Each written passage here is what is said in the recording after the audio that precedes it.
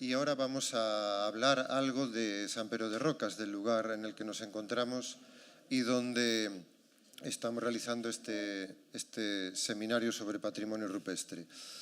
El lugar de Rocas se ha estudiado tradicionalmente y es lo que se conoce en la historiografía desde un punto de vista casi exclusivamente o estrictamente histórico en el sentido de la historia del arte. Está publicada la colección documental de San Pedro de Rocas por Duro Peña ya en los años 70 por el Instituto de Estudios Orensanos Padre Feijó. Se han hecho algunos trabajos, también algunas monografías sobre lo que es el complejo de San Pedro de Rocas, la iglesia rupestre, y se han publicado una planta del mismo, como digo siempre, con esos criterios desde el punto de vista de historia o de historia del arte, e incluso se han realizado excavaciones arqueológicas, las tumbas excavadas en la roca que se ven delante de las capillas y en el interior de las capillas son fruto de una intervención arqueológica realizada en los años 90, desgraciadamente no publicada, como ocurre con muchas intervenciones arqueológicas, bueno, publicado un par de páginas, pero tampoco es demasiado respecto a lo que ahí se excavó y los materiales que se hallaron. Y estamos ahora actualmente inmersos, y es un poco también la razón de este seminario, en arrancar un proyecto previo a la puesta en valor y gestión de este conjunto, un proyecto de investigación en su primera fase sin una intervención arqueológica, con la aplicación de las nuevas tecnologías, de las tecnologías existentes para el estudio y la investigación del patrimonio en lo que es el complejo rupestre de San Pedro de Rocas.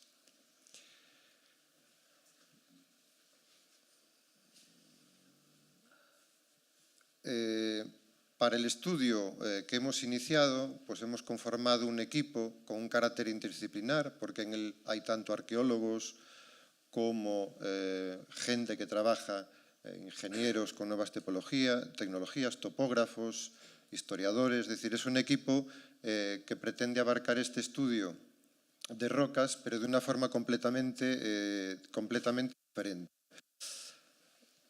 Utilizando en este caso, lo que vamos a ver en la exposición de hoy, el láser escáner, la fotogrametría, también la medición de temperatura, porque Rocas tiene muchos problemas, aparte de la humedad, la roca tiene una patología muy grave, volveré sobre ello al final de la intervención, y esto nos ha permitido observar ciertos elementos y sobre todo aproximarnos al estudio de rocas de una forma diferente. Nosotros no nos aproximamos al estudio de rocas como un eremitorio que da lugar de un paso anacrónico a cenobítico.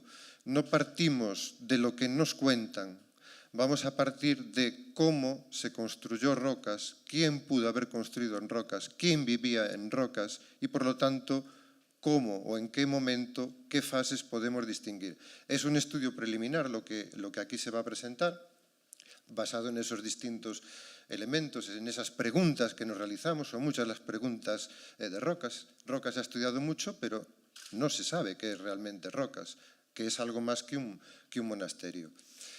Por lo tanto, partiendo de esa... Sí, la siguiente.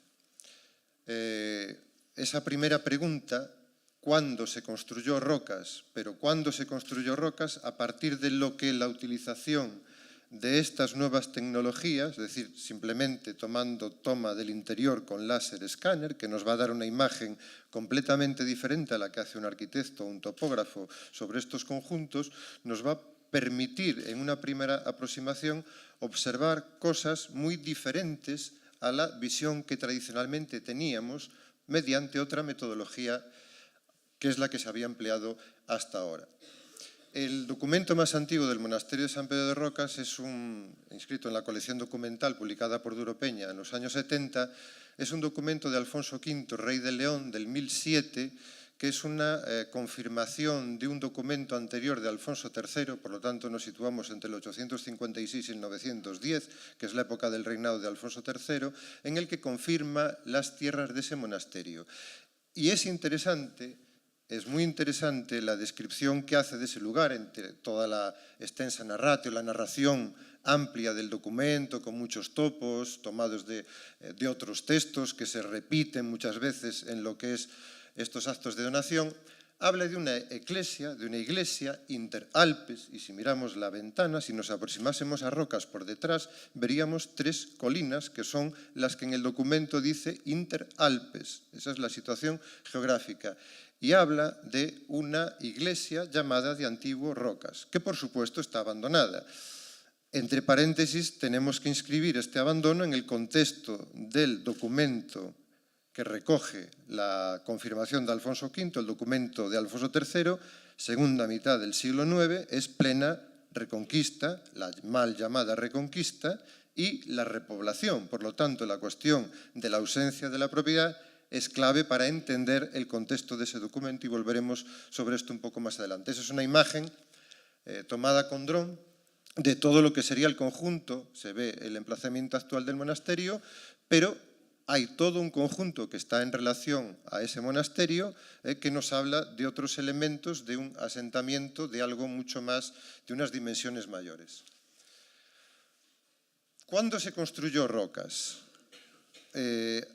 Simplemente, y teniendo en cuenta, insisto, que son los inicios, es un estudio preliminar, aquí simplemente avanzamos algunas ideas de un estudio que va a continuar mucho más detallado, con elementos de un análisis más detallado de fotogrametría, de la gran cantidad de grafitis y de rocas que hay en el interior y en el exterior de las capillas, que no todas son del mismo momento, pero que es posible diferenciar. Es decir, esto es simplemente una introducción a lo que es este proyecto de investigación. En esta imagen lo que estamos viendo, sí, a la atrás un momento, es con el láser escáner lo que es el interior, bueno, todo el interior y exterior del conjunto, y vemos ya en esta imagen lo que podría ser la zona originaria de este primer complejo rupestre, que estaría situada a los pies de la capilla de la izquierda, en esa zona de la capilla de la izquierda. Esto se evidencia, como veremos más adelante, por la diferente planta que presentan la capilla central y la capilla de la derecha, que son completamente simétricas, respecto a la capilla de la izquierda. Y esto lo que nos hace pensar es que ese cambio en la capilla, cuando son del mismo momento, es que esa capilla, ese espacio, la capilla lateral izquierda, debió de adaptarse a algo que ya existía, a algún elemento que ya existía, porque se adapta, esa construcción se aleja de lo que son las otras dos capillas. Sí. Y esa primera fase, que situamos en el siglo VII, está la inscripción fundacional de la segunda mitad del VI, pero nosotros situamos esta primera fase en el siglo VII en función de la tipología y de la topografía funeraria sobre la que hablaremos cuando hablemos del espacio funerario. Esta primera fase podría ser el reaprovechamiento de un abrigo rocoso, de un espacio ya excavado en la roca, que un individuo o conjunto de individuos, probablemente una anacoreta, pero no en solitario, sino con algunos discípulos, no muchos, pudiera haber reaprovechado o readaptado como primer espacio de culto, de vivienda y funerario, como también veremos más adelante. Algo similar a lo que vemos en la parte de atrás de la llamada fuente de San Benito, un abrigo que ha sido, aunque hay elementos naturales de la propia degradación de la roca por el hierro, por la presencia de hierro, que es una constante en todo el complejo de rocas, en toda la roca, valga la redundancia, la presencia de hierro está provocando unos daños, si no se actúa con urgencia, casi diríamos que irreversibles en el complejo en el que nos encontramos. Algo parecido, por lo tanto, a esas rocas que hay detrás del propio monasterio, en este caso detrás de la fuente de San Benito, serían eso, un reaprovechamiento de ese espacio para un uso cultural y funerario. Sí, la siguiente. No muy diferente y a título comparativo entre otros que se podrían poner, pero quizás uno bastante cercano tipológicamente, sería el de Las Gobas, en el País Vasco, algo similar a lo que se ve en la imagen. Este es un complejo de varias cuevas naturales, abrigos rocosos, que se han reaprovechado y en el que se han realizado excavaciones en él, dataciones de carbono 14, se han diferenciado diversas fases desde época tardoantigua hasta el alto medieval, con un uso habitacional, con zona de vivienda, zona de hogar, funerario y cultural, en las distintas capillas. Es decir, algo similar, no estamos estableciendo un paralelo exacto, sino algo similar a esto podría ser el primer momento, esa primera fase de San Pedro de Rocas que llevamos más al siglo VII que a la segunda mitad del VI, pero todo esto es un planteamiento a partir de esta investigación que está en curso. Sí. Adelante. Este espacio del que estamos hablando no solo se evidencia porque la capilla, como veremos en imágenes posteriores, se aleja a la geometría de la nave central, de la capilla central y de la capilla situada a la derecha, se ve en la propia imagen cómo este espacio del que estamos hablando, no solo en época posterior aquí se realiza una cierta obra de consolidación de este espacio, sino que la propia naturaleza de la roca nos está marcando que aquí hay algo. Es más, y volveré sobre esta cuestión, esta tumba que está en el interior de la capilla central no tiene absolutamente nada que ver con el resto de las tumbas. Parece adaptarse, y vuelvo a insistir en que la roca también, en su forma natural, parece estarnos indicándonos lo que yo comentaba de una especie de abrigo, una oquedad que fue reaprovechada, y esta tumba está en relación o adaptada a ese espacio, no está orientada como el resto de las tumbas. Es la única, probablemente la más antigua, en el interior de San Pedro de Rocas, que estaría en este espacio, en esta zona. Sí, siguiente. Lo vemos de nuevo aquí, cómo se puede observar que es un espacio en el que, vuelvo a insistir de nuevo, en la presencia de hierro como un elemento que está también condicionando la propia evolución natural de la roca, fragmentándola y creando una serie de elementos que condicionan su habitacionalidad a lo largo del tiempo. Se aprecia en este espacio también aquí cómo hay algo que ha sido readaptado para un uso habitacional, como decía, funerario y también de tipo cultural, y se correspondería con ese primer momento difuso que arrancaría en el siglo VII, en época, o a final de época tardoantigua. La siguiente. Estas tres capillas excavadas en la roca, tradicionalmente se ha considerado que esas capillas excavadas en la roca tendrían el origen ya en lo eremítico, que ese anacoreta o grupo de anacoretas dispersos habrían configurado esas capillas excavadas en la roca. Sin embargo, insisto en lo que acabo de decir anteriormente, parece existir una primera fase previa a la construcción de esas capillas. Y siempre se ha sostenido que era algo unitario, que todo el conjunto era unitario, del mismo momento, con distintas fases, pero construido en el mismo momento, no que existiese antes un espacio que habría sido readaptado. En la imagen se aprecia precisamente este elemento, está el área funeraria delante y vemos la capilla central, se puede apreciar lo que era la roca natural, se puede ver bien cómo era el macizo rocoso que se reutiliza, y la excavación de esas tres capillas se hace en un mismo momento. Avanza, sí, la siguiente. Se puede apreciar además también en la imagen, como tanto en alzado como en planta, hay una geometría. Esta es la capilla lateral derecha. Esta es la capilla lateral izquierda que veíamos anteriormente, vinculada a la primera fase, que luego se readapta también en este momento, en donde se puede apreciar que era un espacio previamente reutilizado y luego readaptado. La siguiente.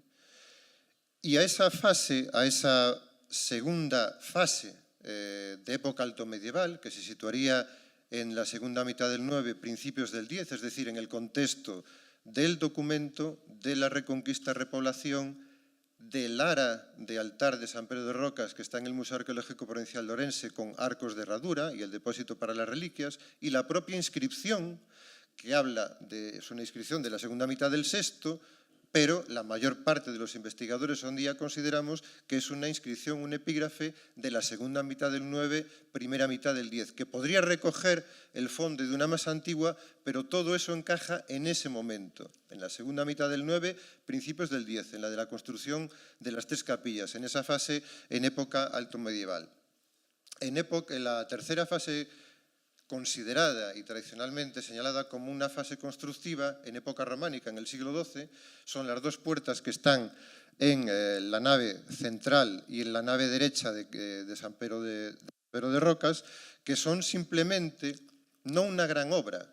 La gran obra constructiva tiene lugar en época alto medieval y luego posteriormente en época moderna, siglos XVI y XVII.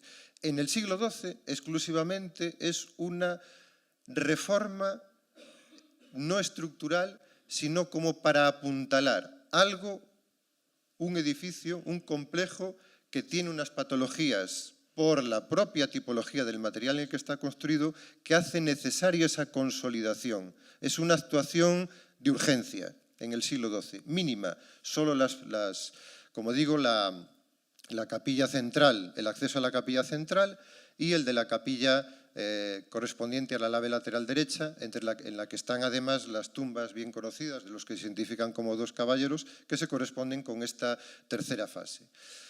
Y por último, una cuarta fase que se corresponde, lo acabo de señalar, con época moderna, el siglo XVI y XVII, sí que es el otro gran momento de reforma constructiva, grosso modo, hablando grosso modo, en San Pero de Rocas. Es el edificio en el que nos encontramos, es cuando se amplía y se realiza una reforma y de nuevo, vuelve atrás un momento, de nuevo, ese momento nos permite ver, como si se fijan en la imagen, aunque veremos luego alguna más detallada, en ese momento esta es esa consolidación que se hace en época románica, en el siglo XII, se hace esta puerta, este arco, como en la capilla de la derecha, pero esta corresponde al siglo XVI-XVII.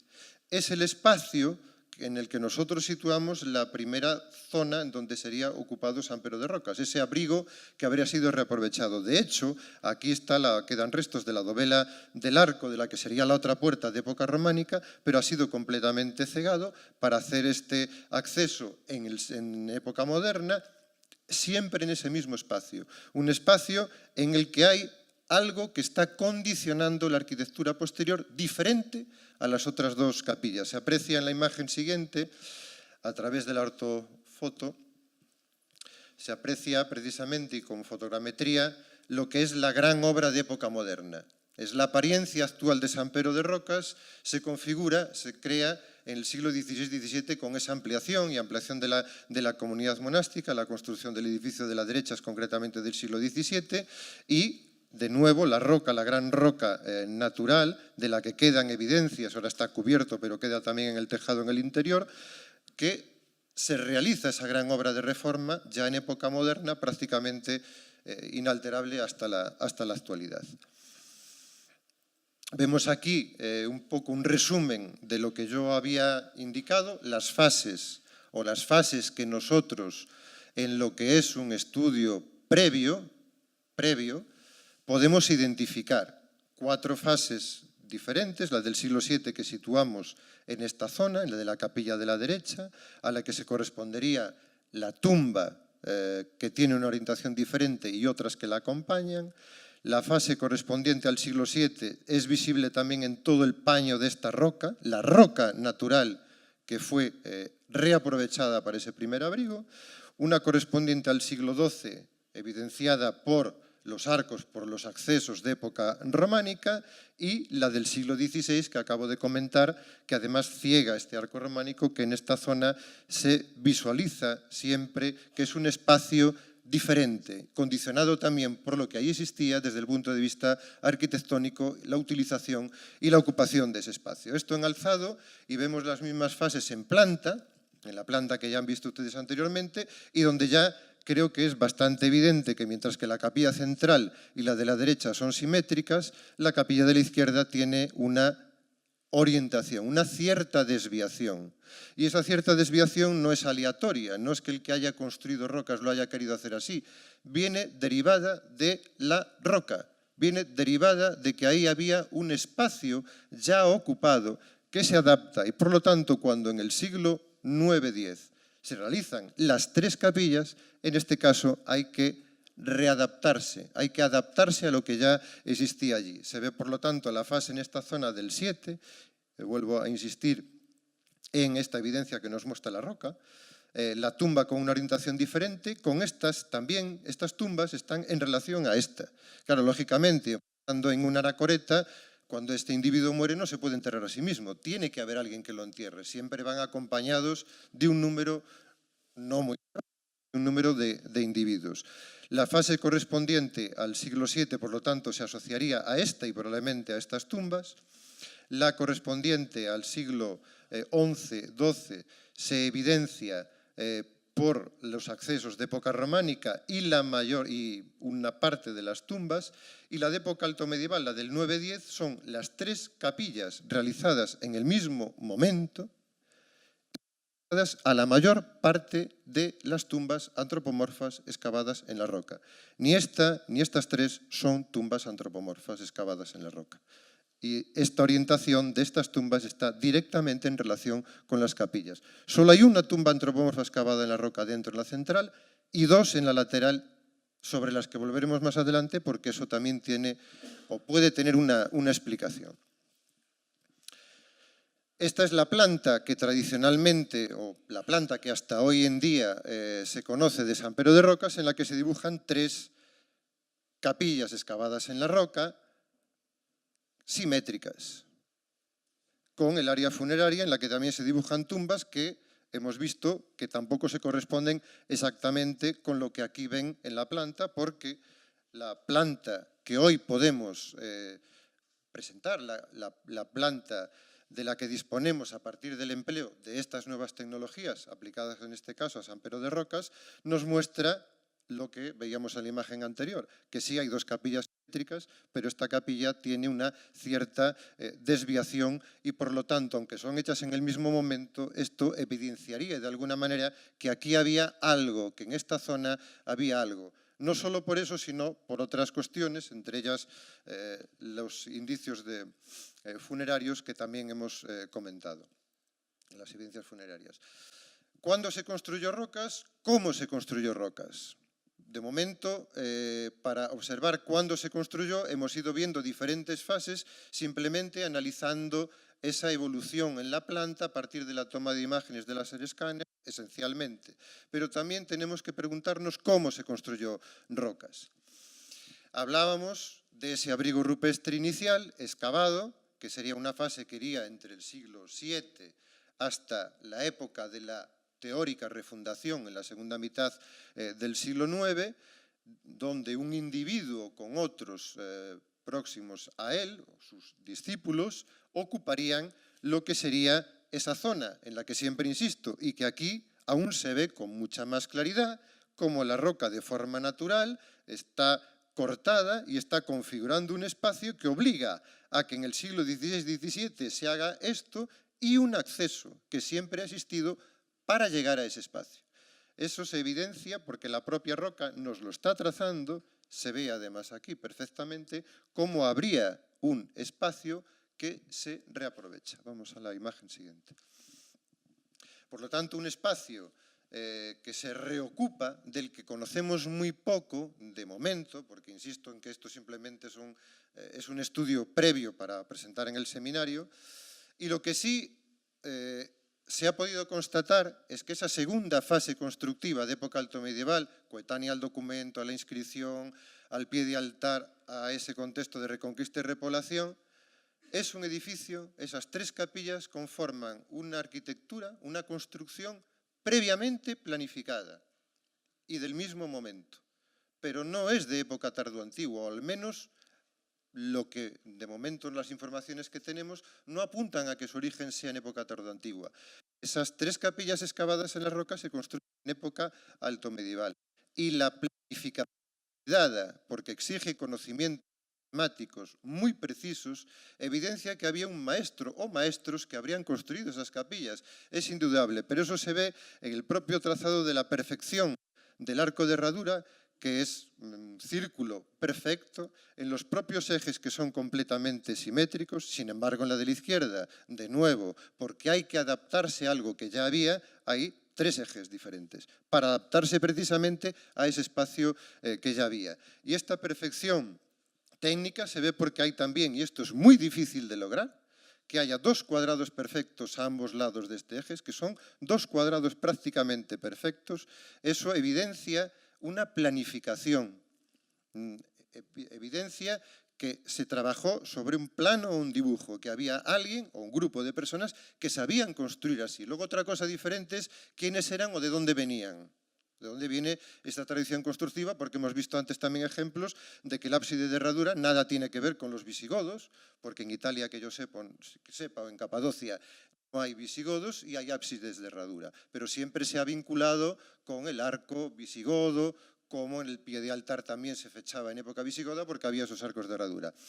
Esa perfección en la ejecución de la obra evidencia una planificación previa que se ve además también cuando trazamos el círculo y en el eje, que hay una correspondencia exacta, una correspondencia absolutamente exacta en lo que es el eje en el interior de la capilla central y cuando la superponemos también, tanto en alzado como en planta. Hay una correspondencia, son 2 imágenes que se superponen y hay una correspondencia exacta entre una y la otra. Sí, la siguiente. Y después o posteriormente a esa fase, primera gran fase constructiva, segunda de la ocupación de rocas, gran primera fase constructiva, pero segunda de la ocupación en época altomedieval, hay una mínima intervención, es decir, una consolidación. En época románica, esos arcos de acceso de los que se conservan 2, simplemente es consolidar una roca estructuralmente enferma. Enferma como lo está hoy en día. Y bueno, lo diré en las conclusiones, no me quiero adelantar.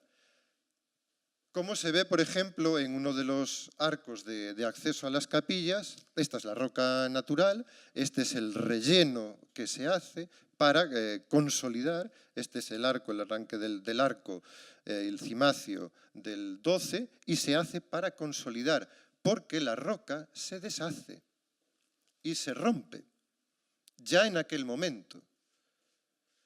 Que no nos sorprenda lo que veremos y lo que estamos viendo hoy en día. Y la última gran reforma constructiva es la de época moderna.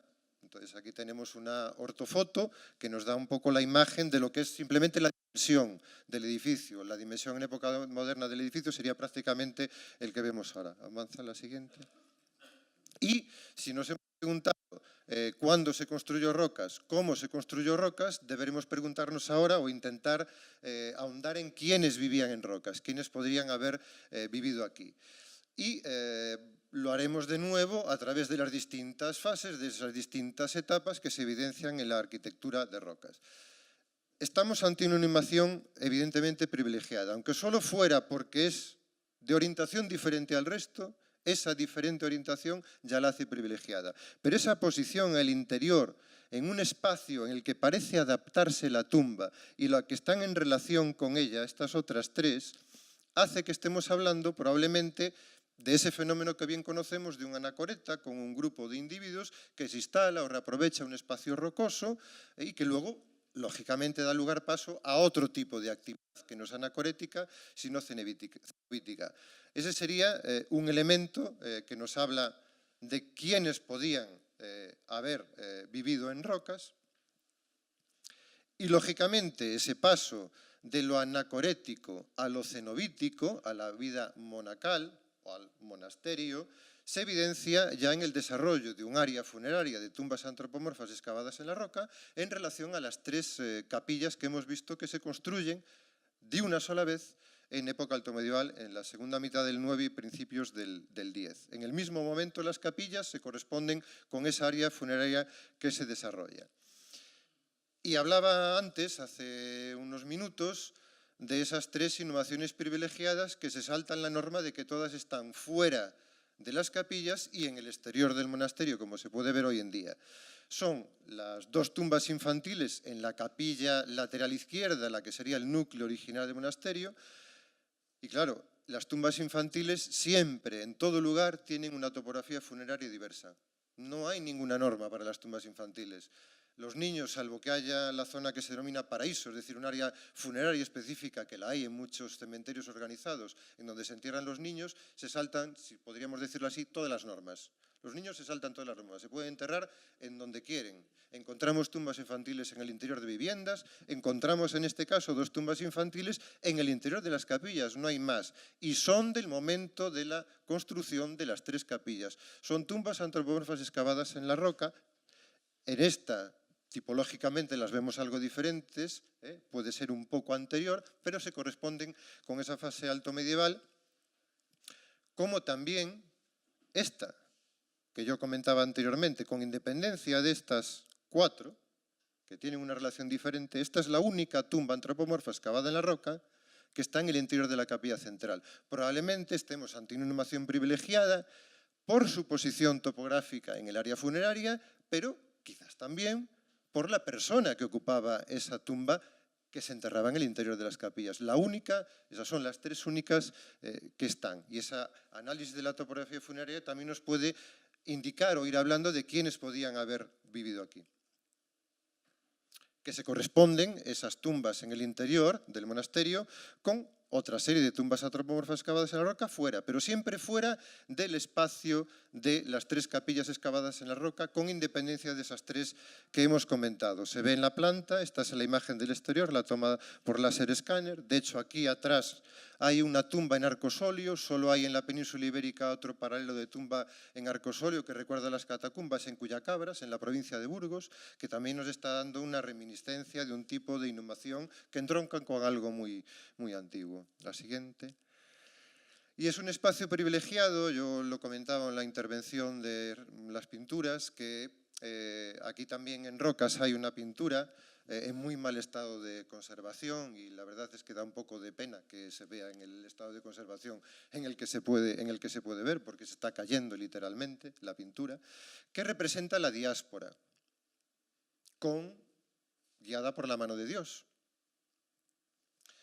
Claro, esta pintura está en la capilla lateral izquierda. Esta pintura está donde sería el área o el espacio inicialmente ocupado en San Pedro de Rocas, donde están las tumbas de los 2 niños, donde también hay una inhumación bajo la pintura tipo sarcófago, una cierta inhumación privilegiada. Es decir, hasta también la pintura nos habla de que ese espacio, esa capilla lateral izquierda, tiene una cierta singularidad en el conjunto, puesto que se concentran determinados elementos que la singularizan, valga la redundancia, respecto a los otros espacios del complejo de Rocas, del monasterio de Rocas.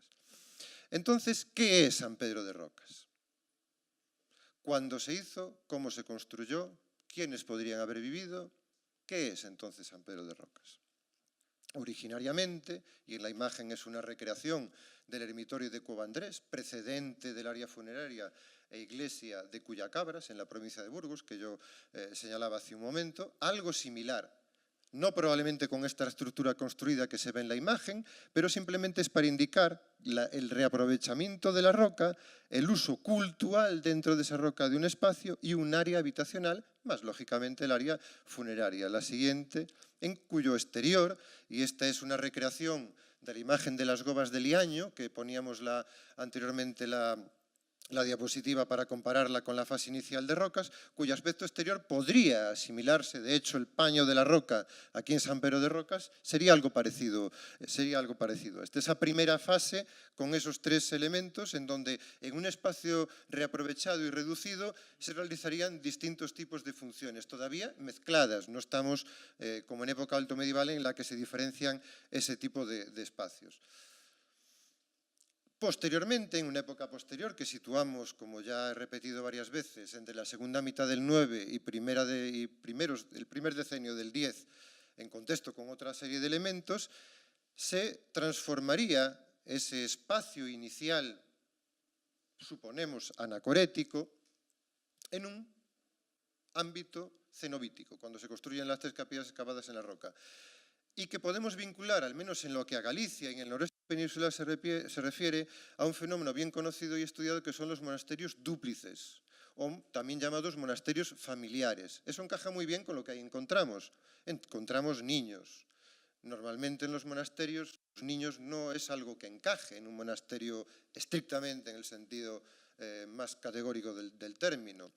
Y el monacato dúplice, como se observa en toda la documentación altomedieval gallega, es algo que caracterizaba lo que se denominaban monasterios, pero por monasterios, claro, tendríamos que entrar a definir qué se entiende por monasterio y cómo evoluciona ese concepto y cómo se corresponde materialmente en la arquitectura, cosa que casi no sabemos nada para época tardoantigua, pero prácticamente nada.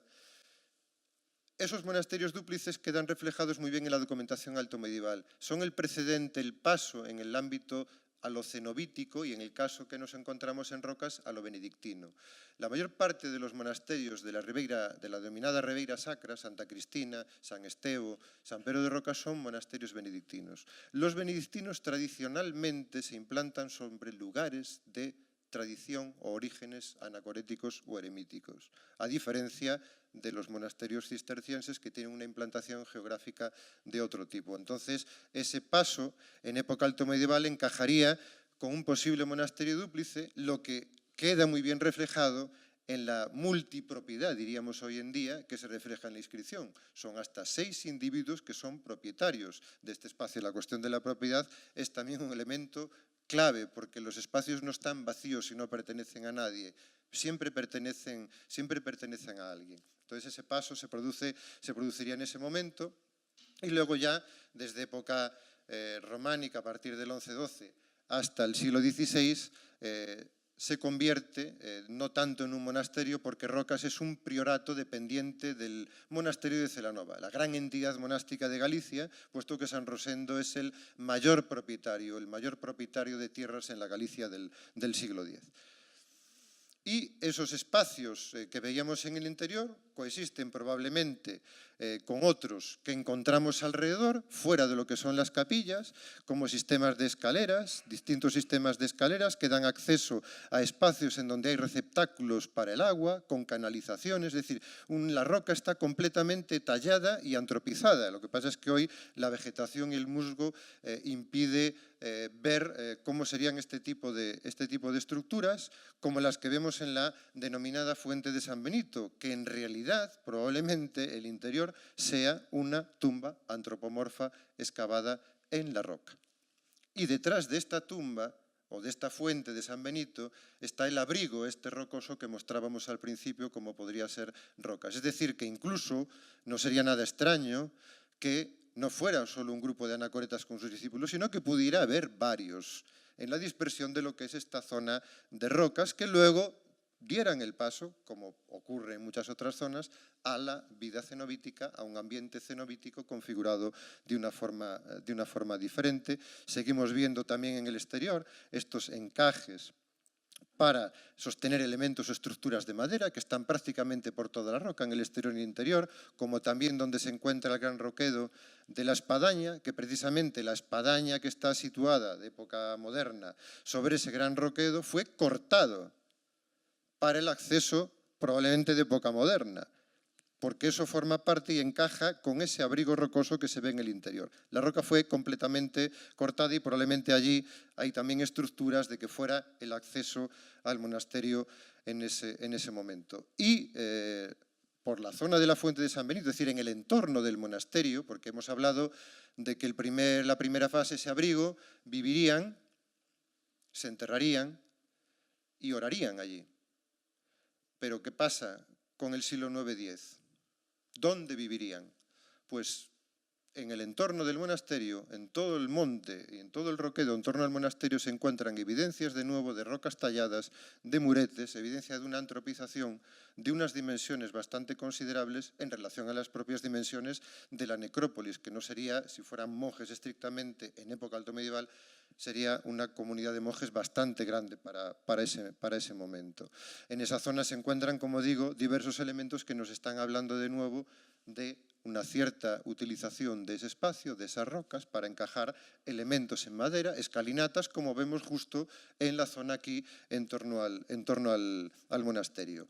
Porque San Pedro de Rocas, y estamos hablando, el monasterio se sitúa aquí, la fuente de San Benito es en esta zona, y estas evidencias que les he mostrado se sitúan tanto por esta área como justo en la roca detrás del monasterio. Pero todo este espacio es un espacio a prospectar, es un espacio a estudiar, porque, vuelvo al origen, a la primera imagen, Roca se sitúa inter Alpes, en las rocas, iglesia de antiguo fundado. Es decir, está haciendo referencia a un territorio mucho más amplio. De hecho, el coto de rocas, la delimitación del territorio del monasterio, iría precisamente por esa zona, la delimitación de lo que serían las propiedades del monasterio, y es ahí donde debemos de buscar los elementos habitacionales, las viviendas, donde podrían estar habitando en esa fase, al menos, de época alto medieval.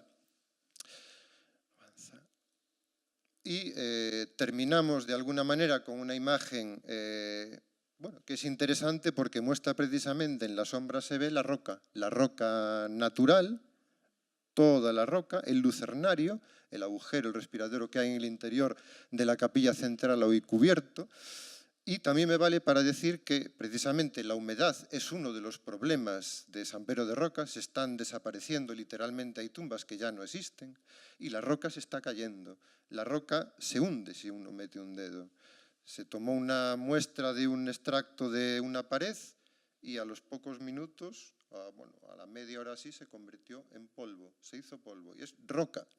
O sea, rocas, en este momento, si no se hace una actuación de urgencia, y es un poco el objetivo de comenzar con este proyecto, el estudio de las patologías, qué enfermedades tiene para ver cómo podemos atajar esas enfermedades, si no se hace nada en rocas acabaría desapareciendo lo que le da su nombre, la roca, pero es que además no solo acabaría desapareciendo, es que se perdería probablemente uno de los complejos más rupestres más grandes del noroeste peninsular. Muchas gracias.